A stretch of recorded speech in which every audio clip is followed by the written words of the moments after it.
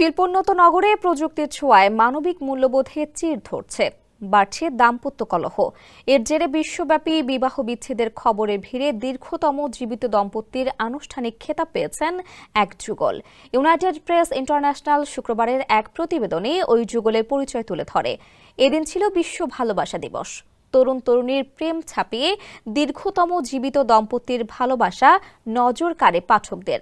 প্রতিবেদনে বলা হয়, 1940 সালে বিবাহিত এক ব্রাজিলিয়ান দম্পতি আনুষ্ঠানিকভাবে গিনেস ওয়ার্ল্ড রেকর্ডে স্থান করে নিয়েছেন।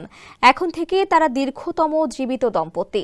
শতবর্ষী এবং অতি শতবর্ষী ব্যক্তিদের তথ্য ট্র্যাক করে এমন ওয়েবসাইট লংগেভিকোয়েস্ট ভ্যালেন্টাইন্স ডে অনুসারে 84 বছর 77 দিন ধরে সংসার করছেন ম্যানুয়েল অ্যাঞ্জেলিম ডিনো এবং মারিয়া ডি সুসা ডিনো।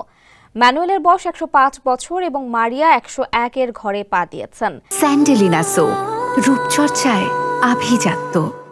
ওয়েবসাইটটির তথ্য যাচাই বাছাই করে গিনেস ওয়ার্ল্ড রেকর্ডস কর্তৃপক্ষ তাদের খেতাবে ভূষিত করে। এই দম্পতির প্রথম দেখা হয় 1936 সালে এবং 1940 সালে ব্রাজিলের সিয়েরা শহরের বোয়া ভেঞ্চুরা চ্যাপেলে তাদের বিয়ে হয়। তখন দ্বিতীয় বিশ্বযুদ্ধের দামামা বাজছে। এরপর প্রলয়ঙ্কারী যুদ্ধ, কত মহামারী, মন্দা, খাদ্যাভাব, রাজনৈতিক অস্থিরতা পার করেছেন তারা।